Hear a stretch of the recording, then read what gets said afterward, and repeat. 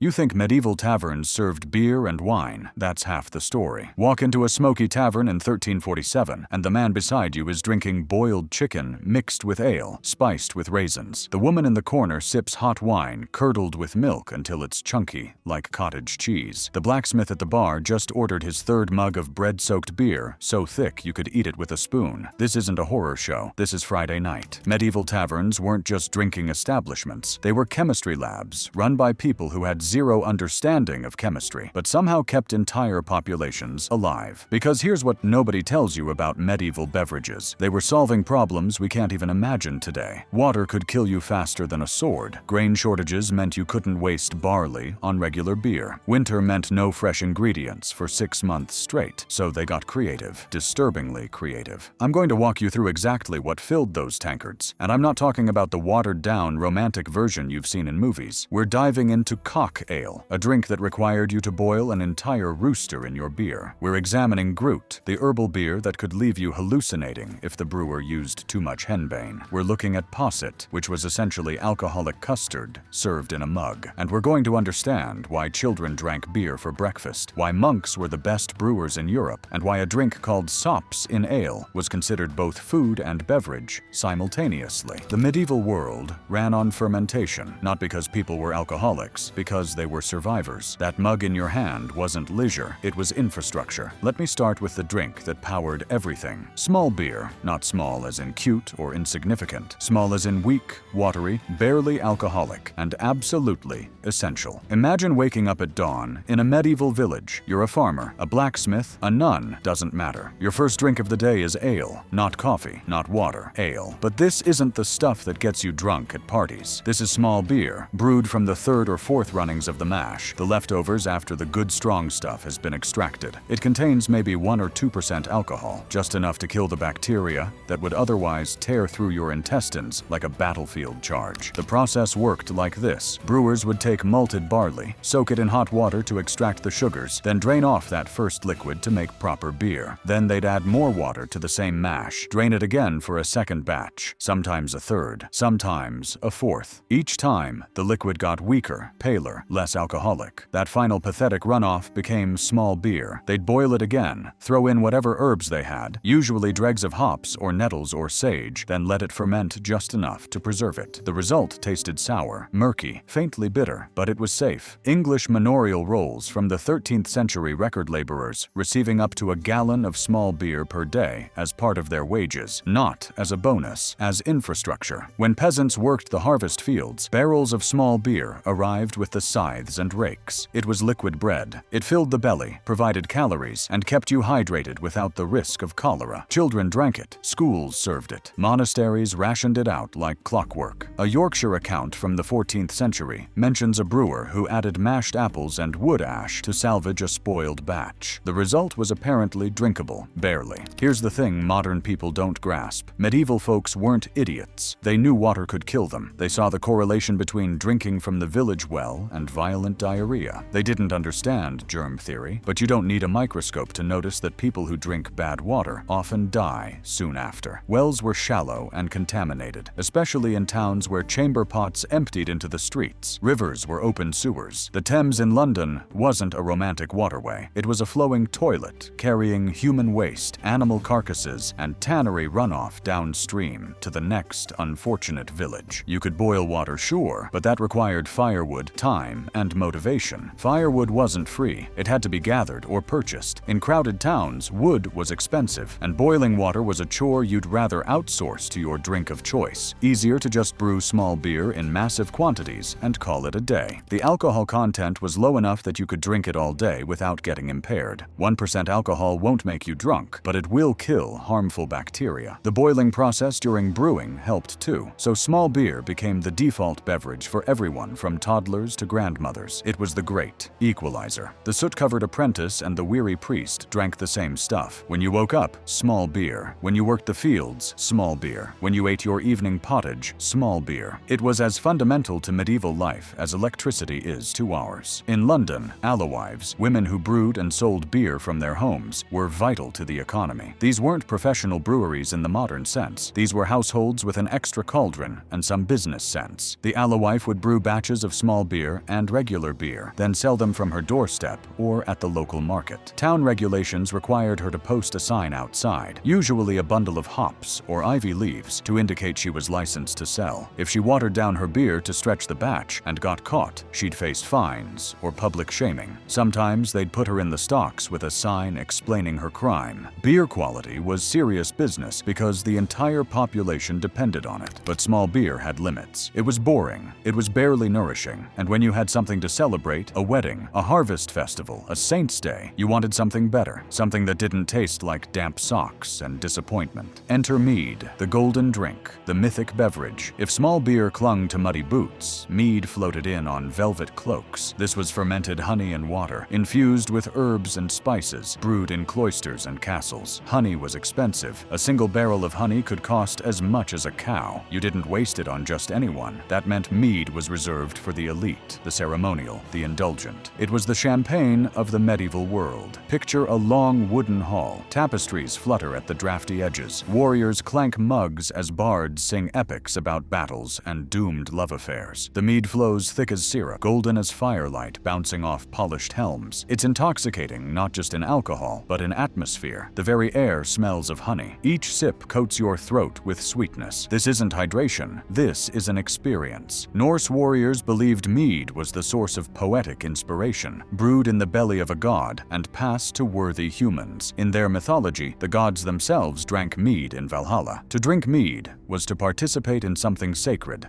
something that connected you to the divine. In Anglo-Saxon England, the mead hall wasn't just a bar, it was the heartbeat of community. Kings bestowed rings and favors there. Alliances were sealed with a shared cup. Oaths were sworn over mead. Betrayals were avenged in blood on the mead hall floor. It was where society happened. The term honeymoon comes from the tradition of gifting newlyweds a month's worth of mead to boost fertility and ensure marital bliss. The drink was thought to have aphrodisiac properties. Whether that was the actual honey or just the alcohol-loosening inhibitions is unclear. But couples drank mead for 30 days after their wedding, a full moon cycle, hence honeymoon. And let's be honest, a month-long drunk probably softened the blow of arranged marriage between strangers who'd met maybe twice before the ceremony. Some early medieval mead recipes called for meat. That's right. Ancient versions, particularly in Scandinavian and Germanic regions, occasionally included bone marrow, animal fat, or even blood fermented alongside the honey for added spiritual power. The logic was sympathetic magic. You wanted the strength of the animal in your drink, so you added the animal to your drink. By the High Middle Ages, most people had moved on to less horrifying versions. Still, imagine taking a swig at a feast and wondering if your beverage contained ox marrow. Monks brewed mead in abbeys, sometimes adding healing herbs like lavender or thyme. Celtic Christian rites used honey wine in sacraments, making it both holy and heady. In some regions, it wasn't just for parties. It was medicine, a balm for sore throats, a sleep aid, a cure for melancholy, what we'd call depression today. Medieval medical texts prescribed mead mixed with specific herbs for various ailments. Can't sleep? Mead with chamomile. Sore throat? Mead with honey, which is redundant but apparently doubled the healing power. Feeling sad? Mead with rose petals. But mead had a problem. It required bees. Lots of bees. Enough bees to produce gallons of honey. A single hive might produce 20 to 60 pounds of honey per year if you were lucky and didn't kill the colony harvesting it. To make a barrel of mead, you needed 15 to 20 pounds of honey minimum. That's a significant portion of a hive's annual production. Multiply that across a village and you'd need dozens of hives. Most villages didn't have that. They had maybe a few hives maintained by the local monastery or manor lord, and that honey was jealously guarded. So while mead dominated poetry and legend, its actual consumption was limited to the upper crust and special occasions. The average peasant might taste it once or twice in their lifetime, at a wedding, or when the lord threw a feast after a successful harvest. The rest of the time, they were back to small beer, dreaming of honey, unless they lived in apple country. Then they had cider. Cider was the rustic middle ground between mead's luxury and small beer's tedium. Not as sacred as mead, not as boring as small beer. It came from orchards, not hives. It was tart, earthy, practical. Where mead belonged belonged in the hall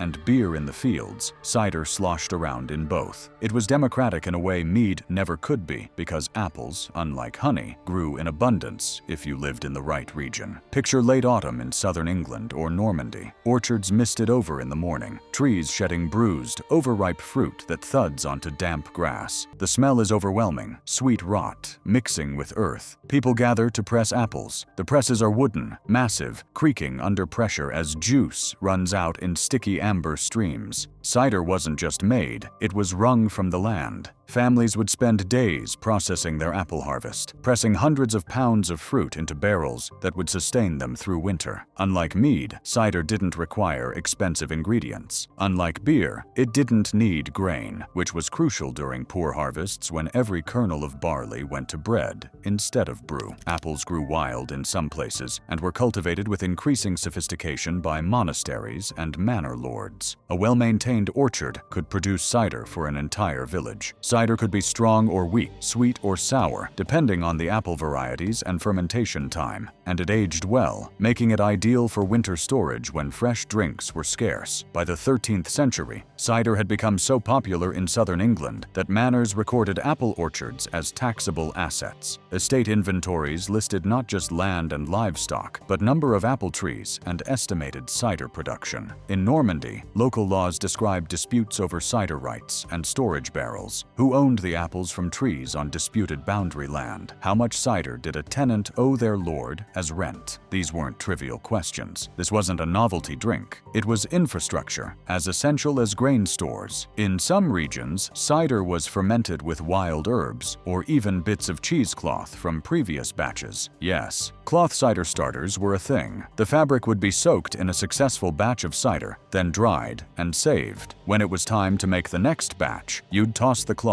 into the fresh apple juice to introduce the yeast. It sounds insane, but it worked, because the cloth carried the yeast culture from the previous fermentation. Medieval people didn't understand microbiology, but they understood that the magic cloth made the juice turn into cider, so they kept using magic cloths. Then there's wassailing, which is either charming or completely unhinged, depending on your perspective. Villagers would gather around apple trees in midwinter, on 12th night or similar dates, singing, shouting, and pouring cider onto the roots to wake the trees and bless them for the next harvest. They'd make noise to scare away evil spirits that might harm the orchard. They'd toast the trees with mugs of last year's cider. Half festival, half fertility ritual, all somewhat drunken chaos. In some places, they fired muskets into the branches for dramatic effect, supposedly to frighten demons, but probably just because firearms were exciting. One 14th century abbot in Hereford recorded that his cider was most agreeable to the Lord Bishop, who drank 4 cups and sang loudly thereafter. That's a 5-star review if I've ever heard one.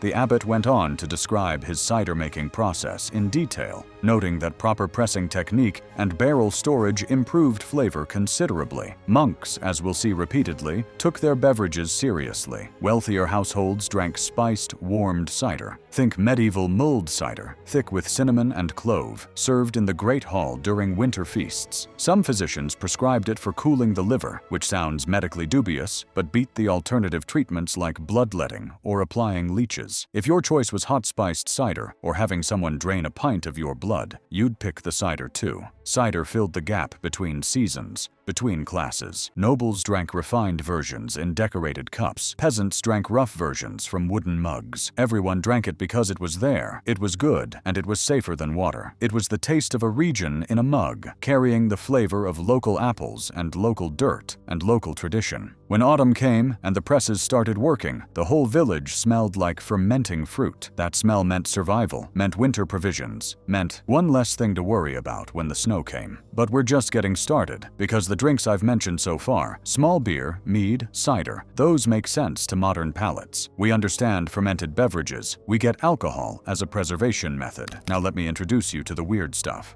The drinks that would make you gag or question your sanity or wonder if medieval people had functioning taste buds. Let's start with posset, hot wine or ale, whisked with egg yolks until thick and custard-like. Imagine drinking alcoholic pudding. That's posset. It was popular with peasants and nobles alike, served both as a warm beverage and a hangover cure. The preparation was simple but required technique. You'd heat your ale or wine in a pot over the fire, careful not to let it boil over. Then you'd crack some eggs, separate the yolks, and whisk them vigorously in a separate bowl. Once the alcohol was hot, you'd slowly pour it into the eggs while whisking constantly to prevent the eggs from scrambling. Sometimes you'd add sugar or honey if you were wealthy, maybe some nutmeg or cinnamon. The result was a thick, eggy drink that coated your throat like warm velvet. Medieval medical texts claimed posset restored the humors and settled the stomach. The logic went like this: eggs are hot and moist. Wine is hot and dry. Combining them creates a balanced drink that warms the body without overheating it. Whether this made any medical sense is irrelevant because people believed it, and the placebo effect is powerful. Modern recreations describe it as boozy custard in a cup or spiked vanilla pudding. The foam on top was considered the best part. Airy and sweet and slightly alcoholic. Nobles drank posset in winter, served in special posset cups with 2 handles so you could lift the hot drink without burning your fingers. Commoners drank it when they could afford eggs, which wasn't always. Taverns served it as a specialty item, charging premium prices because eggs and wine both cost more than small beer. But posset had a reputation. If you stumbled out of a tavern at dawn after a night of heavy drinking, someone would hand you posset. It was the medieval Gatorade, the hair of the dog, the cure for self-inflicted suffering. Here's the kicker. Posset wasn't just a drink, it was a cure-all. Feeling sick? Posset. Hungover? Posset. Can't sleep?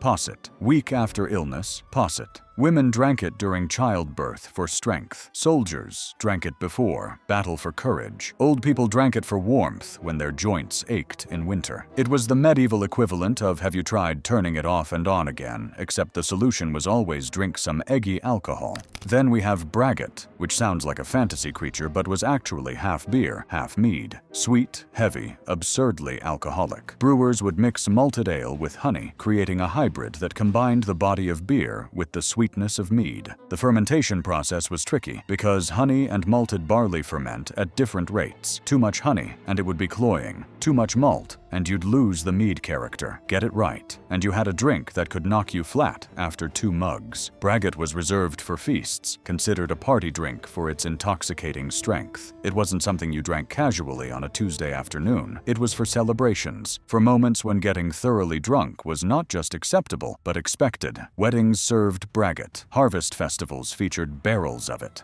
When a lord hosted a feast, braggot flowed alongside regular ale and wine. The richness, the sweetness, the high alcohol content, all of it signaled abundance and festivity. Modern homebrewers who've recreated it describe braggot as honey IPA on steroids or liquid celebration. The malt-honey balance is unique, unlike anything else in the medieval beverage lineup. The alcohol content is dangerous, often reaching 8 to 12% or higher, depending on the recipe. One medieval account mentions a feast where 3 barrels of braggot vanished before sunset, and the mayor's wife danced on a table in over-merry spirits. The chronicler doesn't specify whether this was seen as scandalous or entertaining, but the fact that it made it into the historical record suggests it was memorable either way. Now let's talk about curdled milk ale, officially a variant of posset, but distinct enough to merit its own category. Take hot ale or wine, add milk, spice it with nutmeg or cinnamon, and watch it curdle into chunky cheese-like lumps floating in booze. This was considered comfort food in a mug, a medicinal cure for colds, a bedtime drink when you couldn't afford fancy posset with eggs. The curdling was intentional, not a mistake. You wanted the milk to separate, creating a chunky texture that made the drink more substantial. It wasn't just liquid anymore. It was something between a drink and a food. You could almost chew it. Modern recreations describe it as boozy yogurt or drinking warm cheese, but the nutmeg helps. The spices were essential to making this palatable, masking the sour curdle taste with warmth and aromatics. The medieval logic went like this. Milk is nourishing, alcohol is preservative, spices are medicinal, therefore combining all 3 creates the ultimate healing drink. The fact that it looked and felt like drinking cottage cheese didn't matter. It was warm, it filled your belly, and it helped you sleep through winter nights in unheated cottages where frost formed on the inside of the shutters. Taverns served curdled milk ale late at night to customers who were cold and tired and just wanted something that felt like a hug in liquid form. It wasn't prestigious, you wouldn't serve it at a feast, but it was available, affordable, and genuinely comforting in a world that offered very little comfort. People drank it before bed, letting the warmth and spices lull them to sleep. Women drank it during menstruation for cramps. Elderly people drank it when winter cold settled in their bones. But we're not done, not even close, because now we're entering the territory of drinks that genuinely shock modern palates. Drinks that make you wonder if medieval people were playing a practical joke on future historians. Cock ale. Yes, that's the actual name. No, I'm not making this up. To make cock ale, you took a rooster, an actual living, breathing chicken, killed it, boiled it until the meat was tender, then mixed the meat into your ale, along with raisins and mace. The belief was that this drink restored strength and boosted vitality. It was essentially chicken soup beer, and people drank it voluntarily. 17th century recipes survive that give exact instructions. One reads, take a cock and boil him tender, then stamp him in a mortar with 2 pounds of raisins, put all into a barrel of ale, and let it stand until it is fit to drink. Another recipe specifies that the cock should be old, not a young chicken, because old roosters had more concentrated vital essence. The meat would steep in the ale for days, infusing it with savory, meaty flavors. The raisins added sweetness to balance the savoriness. The mace, an expensive spice, contributed warmth and complexity.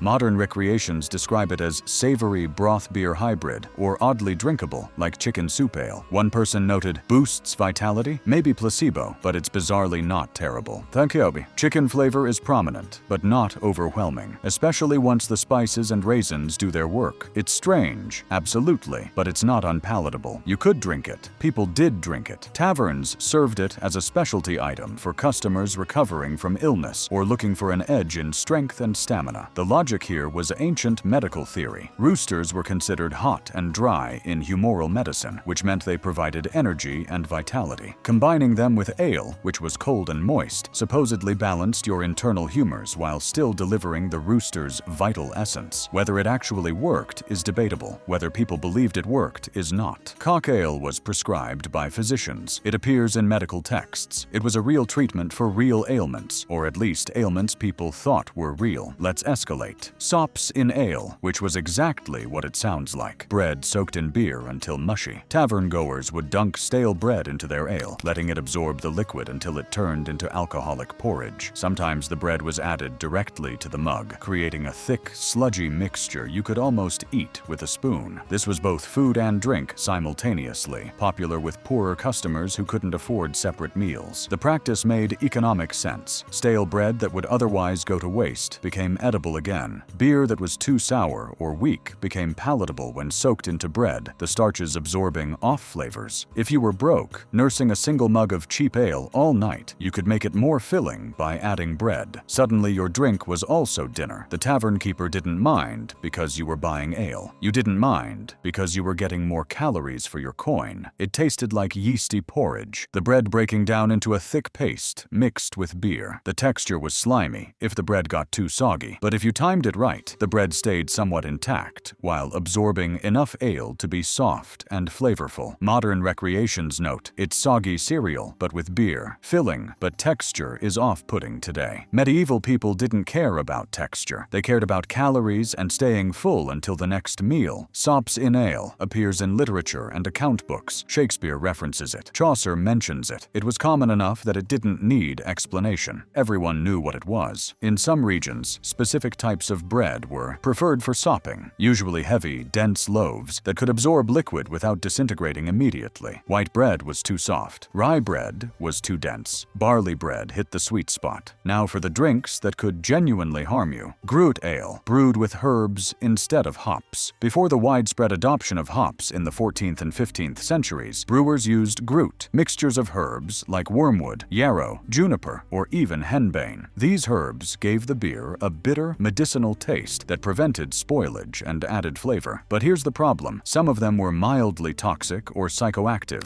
Wormwood, which later became the base for absinthe, was thought to improve digestion, but could cause toxicity in large amounts. Too much wormwood, and you'd experience dizziness, confusion, possible seizures. Henbane, a nightshade plant, had hallucinogenic and narcotic effect. Even small amounts could make you feel euphoric or see things that weren't there. Yarrow was relatively safe, but could cause cause allergic reactions. Juniper was fine in moderation, but could damage kidneys if overused. Medieval Groot ales could leave drinkers dizzy, euphoric, or violently ill, depending on the herb blend and concentration. Some brewers knew exactly how much henbane to add for a pleasant buzz without poisoning anyone. Others were less skilled, resulting in batches that sent people to bed sick or staggering through the streets seeing visions. Taverns that used aggressive Groot recipes developed reputations. Some became famous for good beer with a pleasant edge. Others became infamous for dangerous beer that made you regret your life choices. The church eventually pushed for hop-based brewing because hops were safer and more consistent. Hops provided bitterness and preservation without the risk of accidental poisoning or hallucinations. By the 15th century, hopped beer had largely replaced Groot ale in most of Europe, but Gruit persisted in some remote regions well into the 16th century. If you drank ale in an isolated northern tavern in the 13th century, there was a non-zero chance you'd end up mildly poisoned or hallucinating, wondering if the shadowy figure in the corner was a fellow customer or a demon from your imagination. Modern homebrewers who've attempted historical Groot recipes describe the experience as herbal tea mixed with beer, bitter as hell, and earthy with a mild buzz beyond the alcohol. One comment noted, tasted like medicine, but in a good way, improved digestion as promised, wouldn't drink daily. Another warned, careful with henbane recreations, that stuff is no joke. Modern attempts to recreate historical Gruit typically use safer herbs, avoiding the genuinely dangerous ones like henbane. Then there's pepper wine, which was spiced wine loaded with black pepper until it burned going down. This was a wealthy person's drink because pepper was expensive, imported from India and Indonesia at enormous cost. In the 13th century, a pound of pepper could cost as much as a laborer's weekly wages. Only the rich could afford to waste it on beverages. Taverns in wealthy districts served it warm, like an early version of mulled wine, but with a fiery kick that made your eyes water. The pepper was supposed to balance the humors, warm the body, and aid digestion. Medieval medicine believed cold humors caused illness, so anything that warmed you internally was therapeutic. Pepper was one of the hottest spices available, metaphorically and literally. It burned, it made you sweat, it shocked your system, and therefore, according to medieval logic, it cured you. Preparation was simple but required quality ingredients. You'd heat wine in a pot, add generous amounts of ground black pepper, sometimes whole peppercorns, and let it steep. The longer it steeped, the spicier it got. Some recipes added small amounts of cinnamon or ginger, but the pepper was always dominant. You'd serve it hot in small cups because drinking too much at once was overwhelming. One medieval text recommends taking pepper wine in small sips, allowing the heat to spread gradually through the body. Modern recreations describe it as mulled wine on steroid, burns going down, and spicy hot wine. Great for colds, but too intense for casual sipping. One person noted their tongue went numb after trying a historically accurate, pepper-heavy version. This wasn't a drink you sipped for pleasure. It was medicinal, performative, a status symbol. Serving pepper wine announced you had money to burn on expensive import. Richer households sometimes added cinnamon, cloves, and ginger alongside the pepper, creating a complex spiced wine called hippocras. But the pure pepper versions were brutal. They were designed to make you sweat, to shock your system awake, to prove you could handle the intensity. 14th century physician guides recommended pepper wine for chills and melancholy. Whether it worked or just distracted you with burning pain is unclear, but people kept making it, kept drinking it, kept prescribing it as medicine. Now let's talk about birch beer, a seasonal drink made from fermented birch sap. In spring, when the sap started running, villagers would tap birch trees and collect the liquid. It was slightly sweet, earthy, and could be fermented into a mildly alcoholic beverage. The tapping process was similar to maple sugaring, but with different trees. You'd drill a small hole in the bark, insert a tap, and let the sap drip into a bucket. A single tree could produce several gallons over the course of a few weeks. This was considered a health tonic, said to cleanse the blood and refresh the body after a long winter of heavy foods and stale beer. Medieval medicine believed winter built up toxins in the body from lack of fresh produce and stagnant humors. Spring drinks like birch beer were supposed to flush out those toxins and restore balance. Whether it actually did anything beyond hydration and mild nutrition is debatable, but it tasted good and people enjoyed it. Birch beer was regional, mostly found in Scandinavia and parts of Eastern Europe. It wasn't common in most of medieval Western Europe, where birch trees weren't as abundant, but where it existed, it was celebrated. Villages would have birch tapping festivals in early spring, marking the end of winter and the return of fresh flavors. The fermentation was simple. Collect the sap, add a bit of yeast or let wild yeast do the work. Wait a few days, drink. The result was a lightly fizzy, slightly sweet beverage with an earthy undertone. The flavor is described as woody, sweet, like natural soda or subtle ferment. Not too boozy, refreshing. Birch beer was drunk fresh in spring and rarely stored long-term. It didn't age well, tending to go sour after a few weeks, so it was a seasonal treat, enjoyed while the sap ran and then forgotten until next spring. Some regions made birch syrup by boiling down the sap, then used that syrup to sweeten other beverages throughout the year. But fresh birch beer was the prize, the sign that winter was truly over and life was returning to the land. And finally, we can't forget the infrastructure that made all of this possible. The taverns themselves, the monasteries, and the festivals that brought everything together. Taverns were more than just places to drink. They were the social heartbeat of medieval life. Picture a low-ceilinged room, smoke from the fire pit curling along the beams, voices rising and falling in argument or laughter. Wooden mugs clatter on scarred tables, dice roll across the floor. Someone in the corner tries to play a lute with more enthusiasm than skill, earning groans from the other patrons. Travelers sit beside townsfolk, beside soldiers, all united by the common need for drink and warmth. Taverns were where merchants struck deals, where laborers spent their wages, where gossip spread faster than plague. You wanted to know what was happening in the next village? Go to the tavern. You wanted to hire workers for harvest? Tavern. You wanted to meet someone for a romantic liaison that your family wouldn't approve of? Definitely the tavern. These places were neutral ground, where social hierarchies softened just enough that a merchant could sit beside a mason and they'd drink together without incident. By the 12th century, taverns and alehouses were regulated under local law across England and much of continental Europe. They had to post signs outside, usually ivy leaves or bunches of hop, to show they were licensed to sell drink. These signs were often the only way to identify a tavern, because many were just someone's front room with extra barrels. If caught watering down their beer, tavern keepers could be fined or even publicly shamed. Town records are full of cases where brewers were hauled before local courts for selling weak beer or using spoiled ingredients. This wasn't bureaucratic overreach. Beer quality mattered because the population depended on it for hydration. The regulations were surprisingly specific. In some English towns, ale tasters were appointed officials whose job was to randomly check taverns and test their beer. The ale taster would order a mug, taste it, and render judgment. Too weak, fine. Too sour, fine. Contaminated, shut down immediately. The position was unpaid, but came with prestige and free beer, so there was never a shortage of volunteers. Tavern keepers were often women, especially for smaller alehouses. Brewing was traditionally women's work, done in the home alongside cooking and textile production. Some women turned this into a business, brewing extra batches and selling them. These alewives were essential to the local economy, providing daily beer to their neighbors. The work was exhausting, hauling water, lifting heavy bags of grain, standing over hot cauldrons for hours, managing fermentation in unheated storage. Rooms, but it provided income and independence, rare for medieval women. Now contrast that with monasteries, the other pillar of medieval brewing. Monks were the tech companies of the Middle Ages, constantly innovating and documenting their processes. Cistercian and Benedictine monasteries kept detailed brewing records, tracking yeast behavior, fermentation times, ingredient ratios. They experimented with different grains, different herbs, different storage methods. They were perfectionists. Monasteries brewed for multiple purposes. First, for the brothers themselves. Monks drank beer daily, multiple times per day. It was part of their caloric intake and safer than water. Second, for guests. Monasteries were required by their rules to offer hospitality to travelers, and that hospitality included food and drink. A monastery that served bad beer was failing its spiritual duty. Third, for sale. Many monasteries brewed commercially, selling beer to fund their operations. Their reputation for quality meant they could charge premium prices. Monks pioneered the use of hops in brewing, transitioning away from Grut blends. They documented the preservative properties of hops, noting that hopped beer lasted longer without spoiling. They developed standardized recipes that could be replicated across different monasteries. They shared knowledge through correspondence, creating a network of brewing expertise across Europe.